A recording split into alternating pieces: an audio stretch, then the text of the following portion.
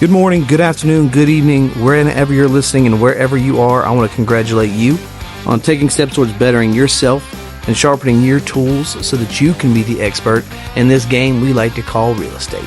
Today we are joined by Sherry Riano, the legend.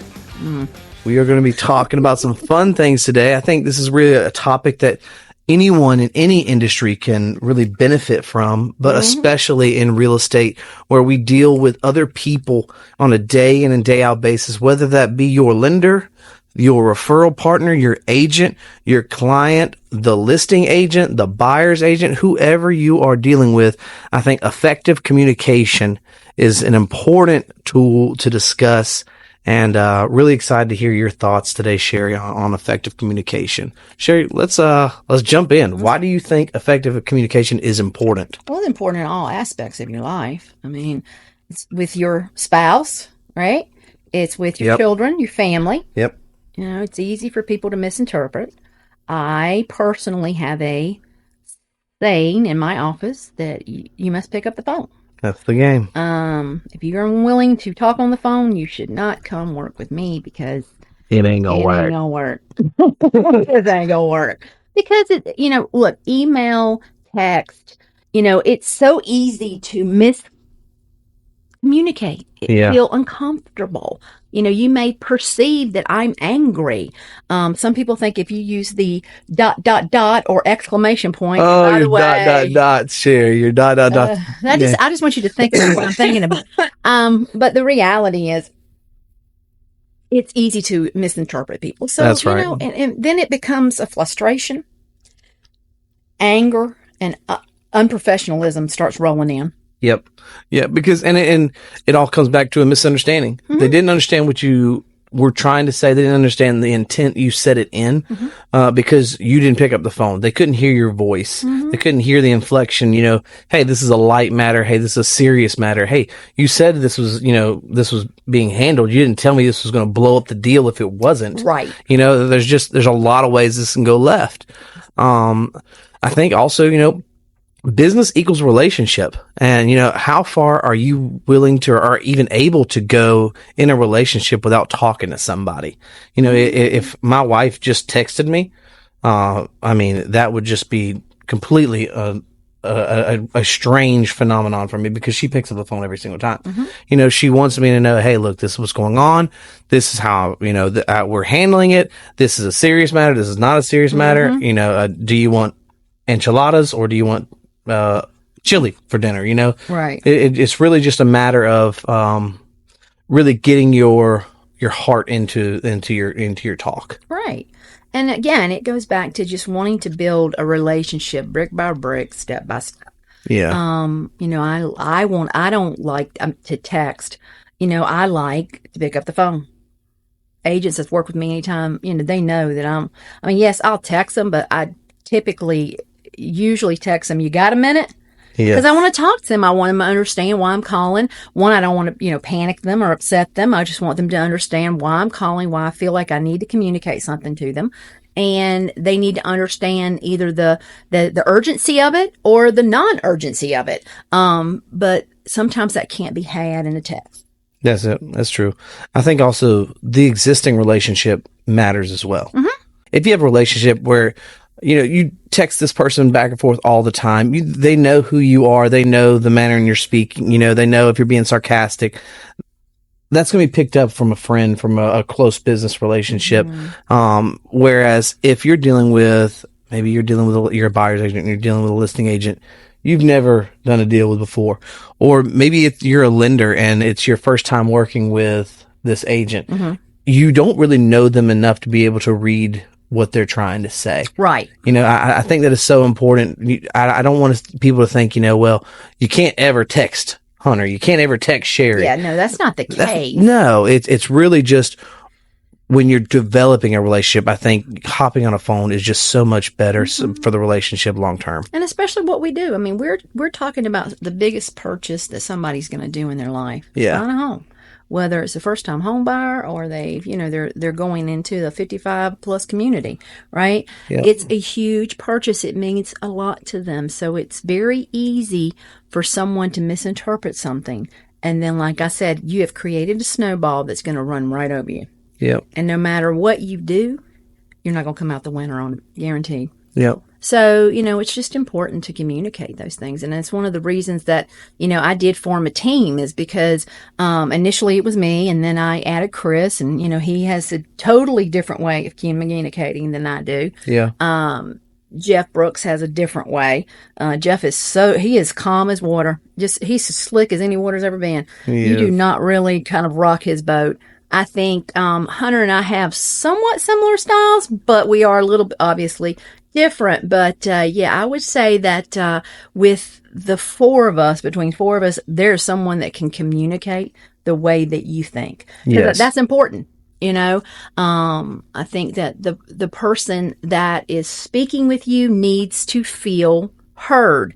And in the communication piece, if my style is not reflected, maybe they need Jeff's calm and really flat line, and where I'm spazzy and excited and talk about all the things. And so, it just works differently, I think, in that aspect, but they need to be heard. Everybody wants to be. I think it's great that our partners also know that about us. I've gotten multiple leads where I'll hear, hey, look, this is one that Chris, I think, really would match well with. Mm-hmm. Yep.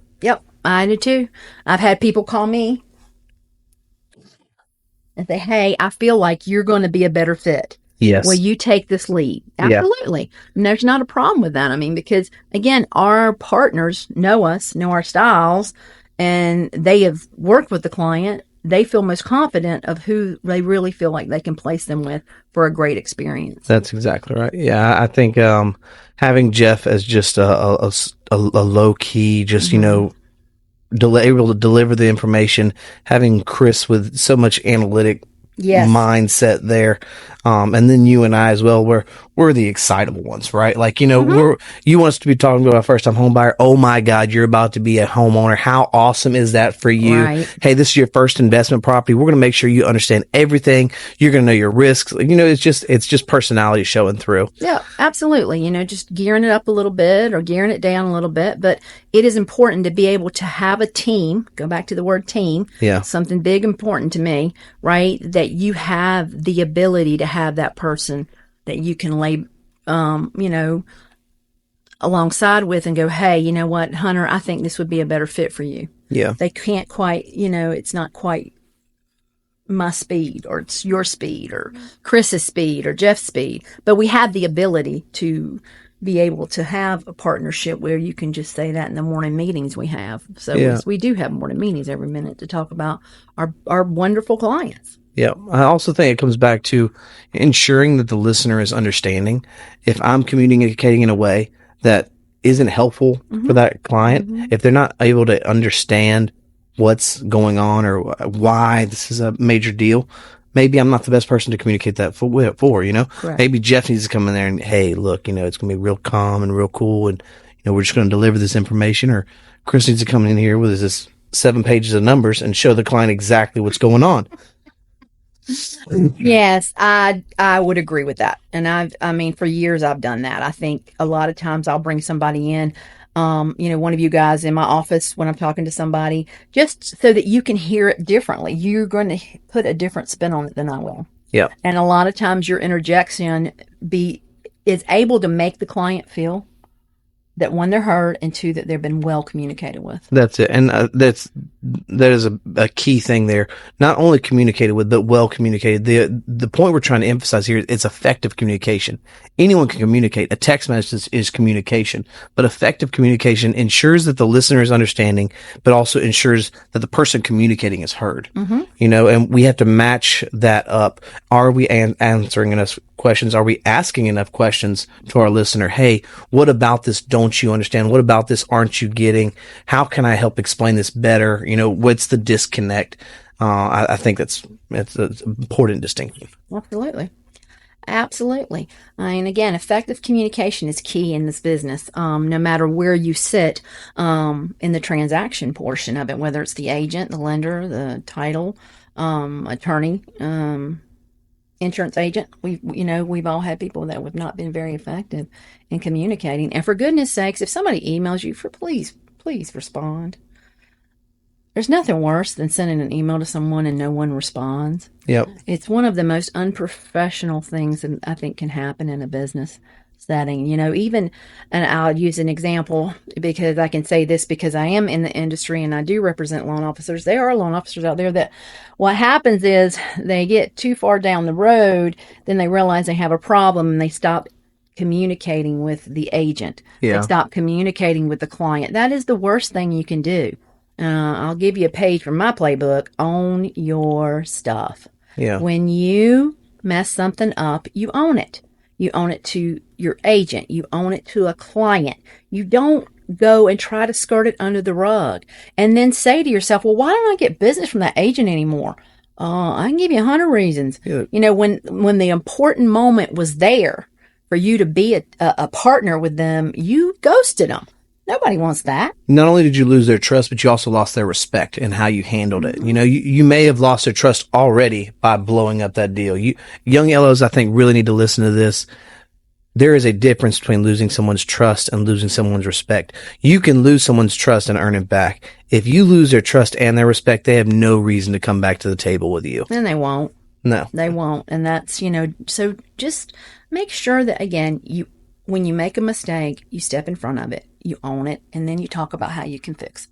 That's it. I think the value in that, it's priceless. That's it. So I know that for myself, one thing I can tell you that people all over town will tell you about me is that no matter how they might personally feel about me or my business, that when I tell you I'm going to get something done, it's going to be handled and it's going to get done, and so whether they like it or not, they will tell you I'm going to execute on what I say right. I'm going to do.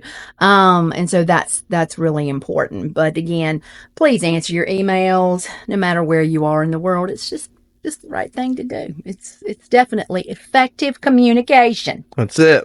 Well, look, this has been Mortgage Mindset, a mortgage matchmaker series. We do this once a week. If you find this informational, if you find this educational or helpful, hit that follow button. Take this journey with us in 2024. Our whole thing is you be the expert. We're here to help. We want to help you be the best you can be this year. Really take off this year. Take advantage of the market. Take advantage of rates dropping. Take advantage of the agents, the lenders, everyone that's dropped out of the market. That's going to be more fish for you in the pond. Go get them. See you next week. The Mortgage Mindset Podcast is hosted by the Sherry Rihanna team at Clear Mortgage, powered by City First Mortgage Services, LLC. Sherry Rihanna's NMLS ID is 71774. Visit us at thesherryrihannateam.com for more information about our team. The opinions expressed on this show by the hosts and their guests are their own and do not necessarily reflect the views and opinions of Clear Mortgage or City First Mortgage Services. Please note that Clear Mortgage is powered by City First Mortgages, LLC, and their NMLS ID is 3117. Clear Mortgage and City First Mortgage Services is not an agency of the federal government and is not acting on behalf of or the direction of HUD FHA. City First Mortgage Services is an equal housing lender. Programs, rates, and terms subject to change without notice. Underwriting terms and conditions apply.